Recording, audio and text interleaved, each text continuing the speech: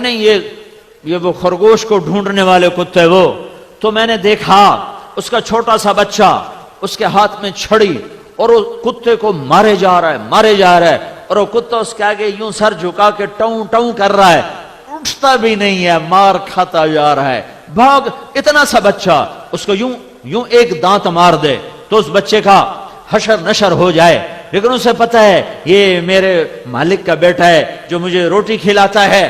میں نے اپنی آنکھوں سے دیکھا وہ اس کو مارے جا رہا ہے، وہ ٹاؤں ٹاؤں ٹاؤں کرتا ہے اور اٹھتا بھی نہیں. ہور مار ہور مار ہور مار، تیرے پیو دی روٹی کھا دی ہے، میں وفا کر کے وکھا دے ساں.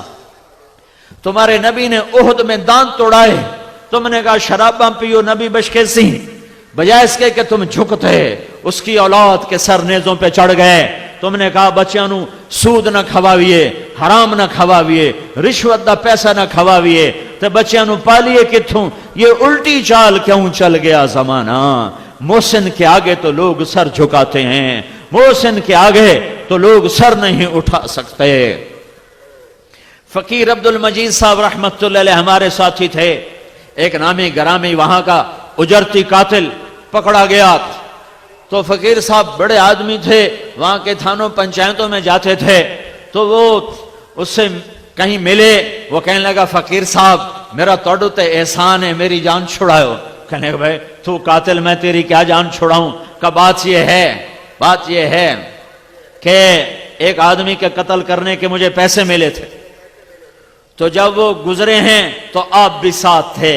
جب میں نے اٹھایا ہے کلاشنکوف کو تو میں نے آپ کو دیکھا تو میری کلاشنکوف نیچے چلی گئی، کیونکہ میں نے آپ کے ڈیرے پر 2 دن بیٹھ کے روٹی کھائی تھی.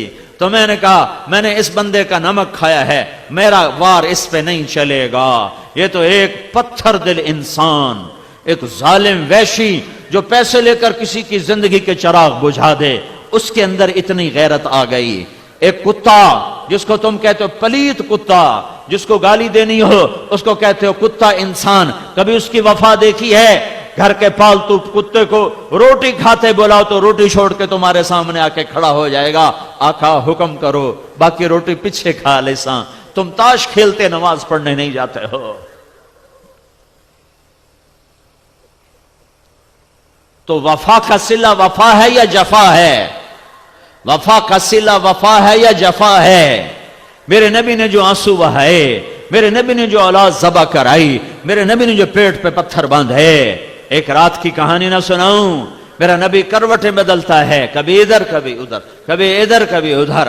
اما عائشہ دیکھتی ہیں آج حال کیا ہو رہا ہے. ایک دم آپ تھوڑا سا آگے بڑھے، 4 پائی کی لکڑی جس کے ساتھ بان بنا ہوتا ہے، اس لکڑی کو اور اپنے پیٹ کو ایسے پیٹ کو اوپر لگا کر سارا نیچے اتر گئے، دھڑ نیچے، پیٹ یہاں اور دھڑ نیچے.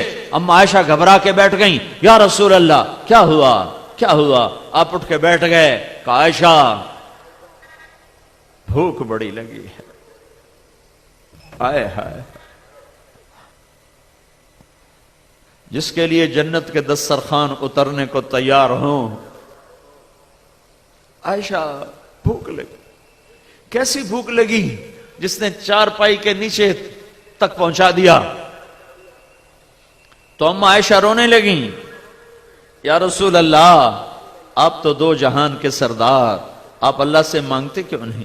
کہ عائشہ نہیں مانگوں گا، اسی بھوک میں چلا جاؤں گا. تو وفا کا بدلہ وفا ہوتا ہے یا جفا ہوتا ہے؟ جو مرضی کرو سانو آپ پہ نبی چھوڑائی سی، یہ وفا ہے یا جفا ہے؟ کیا میں کتے سے بھی نیچے چلا جاؤں؟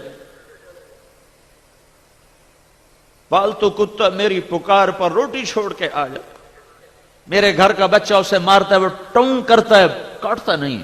6 فٹا جوان آ جائے، جان کی بازی لگا کے اس کے گلے پڑ جاتا ہے، اور اپنے مالک کے معصوم بچے کے ہاتھوں جوتے کھا کر کہتا ہے وفا ایندہ نہ آئے.